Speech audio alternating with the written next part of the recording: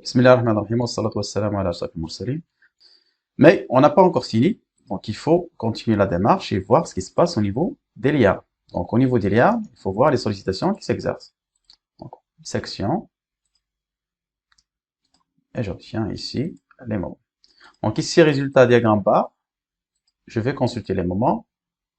Donc je vais aller dans l'état limite ultime. Donc vous voyez, nous avons des moments ici.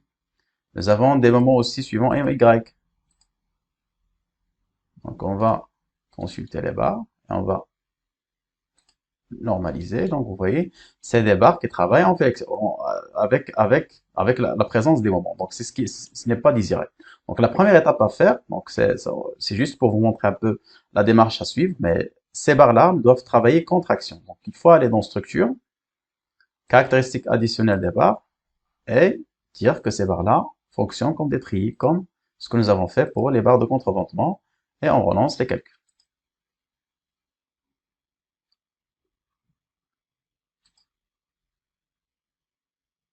Donc ça vous donne une petite instabilité de type 3 au niveau de 231, donc on peut l'ignorer. Sinon, si vous avez ce type d'instabilité, vous pouvez aller avoir le déplacement, donc c'est une rotation. Donc le seul problème si nous avons, donc c'est au niveau de la masse donc la matrice de masse, puis la matrice de rigidité, vous avez des zéros. Sinon, on va aller dans tableau, déplacement, c'est juste une parenthèse, déplacement des nœuds. On va sélectionner le nœud 241 et on va aller dans l'état limite ultime de pondération à l'état limite ultime. Voilà, donc suivant R, Y, il n'y a pas de problème. Donc le seul cas où vous pouvez avoir des soucis, c'est que vous avez une valeur aberrante ici. C'est 10 millions ou bien 10 milliers. Donc ça, c'est normal. Donc c'est juste un problème au niveau de la masse de rigidité. Donc c'est une erreur qu'on peut ignorer. Ou bien un avertissement qu'on peut ignorer. Maintenant, on peut afficher les valeurs des moments, donc pas de moment, c'est uniquement l'effort normal qu'on doit avoir. Donc à l'intérieur de ces barres-là, nous avons uniquement un effort normal. Je augmente un peu la taille pour vous permettre d'afficher, et je vais aussi afficher la nature. Donc les valeurs en plus et en moins. Donc le moins, c'est la traction, le plus, c'est la compression. Voilà, donc avec ça, vous pouvez le constater, donc sur les barres, donc pour pouvoir visualiser, je vais afficher uniquement une partie des liens pour visualiser le comportement de ces barres-là. Voilà, et je vais augmenter l'échelle. Voilà, normaliser. Je vais afficher comme ça. Donc vous pouvez le constater, c'est la première liane, il supporte uniquement la première panne, donc ça c'est l'effort de traction qui s'exerce sur la première liane. La deuxième, il supporte celle-là et il supporte aussi la deuxième panne. C'est comme ça que vous avez donc des efforts de traction qui augmentent progressivement jusqu'à atteindre la valeur maximale au niveau de la liane l'avant-dernière, donc la liane qui s'appuie ou bien qui est assemblée à la panne, l'avant-dernière panne. Donc avant la dernière panne, donc avant la panne fitière, vous avez donc la liane qui est sollicitée avec l'effort maximal. Donc c'est avec cet effort-là, à l'état limite ultime, qu'on va dimensionner, donc c'est un effort de traction. Mais nous avons également un petit problème ici, c'est que vu l'inclinaison ici des lianes, vous allez avoir des éléments, des moments de compression, ce qui va gêner donc le comportement des pannes.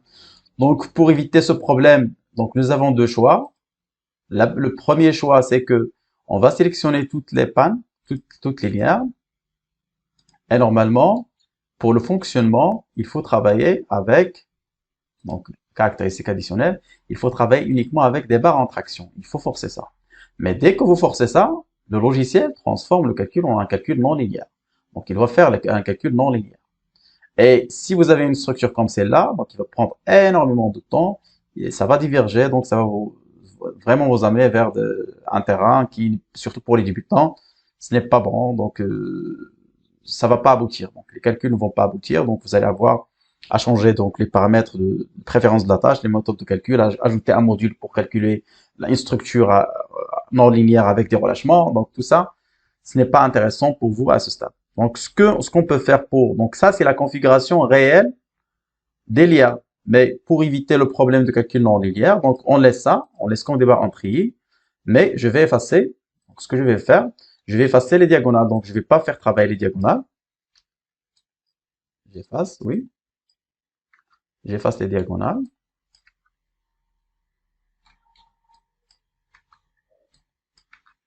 Et je vais lier tout avec le même profilé. Donc, je vais utiliser la même barre, donc la barre rang 10.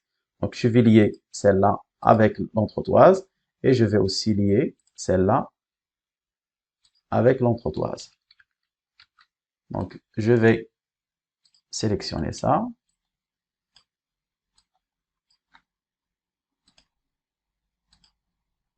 Non, c'est pas bon. Je vais passer celle-là et je vais créer une barre depuis, donc depuis ça vers ça. Donc, et je vais copier avec un signe moins. Donc, c'est moins 6. Donc, c'est 0, moins 6, 0, 3 fois, appliquer. Parfait. Maintenant, qu'est-ce que nous avons à voir? On va visualiser le profilé. Donc, on va avoir la continuité de la liane vers l'autre côté. Donc, dans ce cas de figure, on va voir quelle est l'incidence sur le comportement des lianes et aussi sur le comportement des pins. Tout d'abord, je vais lancer un calcul. Voilà, c'est toujours les mêmes erreurs, les mêmes avertissements.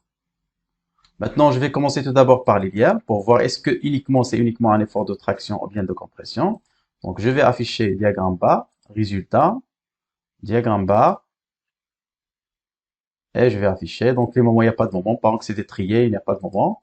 C'est juste un effort normal. Donc, un effort normal de quoi? Donc, je vais afficher les paramètres pour voir, normaliser. Voilà, parfait. Donc, c'est juste des efforts donc de traction au niveau des liens. Donc, ça, c'est au niveau du pot propre. Je vais consulter la pondération à l'état limite ultime. Je vais normaliser. Parfait. Donc, vous avez uniquement des efforts de traction, c'est ce qui est souhaitable. Donc, pour éviter donc l'engrenage avec le calcul non linéaire avec les barres diagonales, donc j'utilise cette astuce-là pour pouvoir générer donc uniquement un effort de traction au niveau des liens. Donc, les liens fonctionnent exactement comme des appuis simples pour les pannes. Donc, on revient aussi pour les pannes. Donc, je isole les pannes dans une seule vue. J'élimine ça, une vue de dessus, et je vais afficher le moment MZ. Donc, c'est ce qui nous intéresse le plus. Normaliser. Et je vais aller dans l'état limite ultime, normaliser, paramètres. Parfait. Voilà, je réduis un peu. Voilà, c'est le même diagramme. Je vais tourner pour pouvoir visualiser. Donc ça, c'est la première. Donc ça, c'est le premier versant. Ça, c'est le deuxième versant. Donc la valeur maximale du moment a changé au niveau des pannes. Pour le moment MY, donc ça n'a pas été touché. C'est 630, 360. Donc c'est les mêmes valeurs que nous avons sur lesquelles nous nous sommes basés pour dimensionner les pannes. Donc c'est les mêmes valeurs. Elles sont intactes.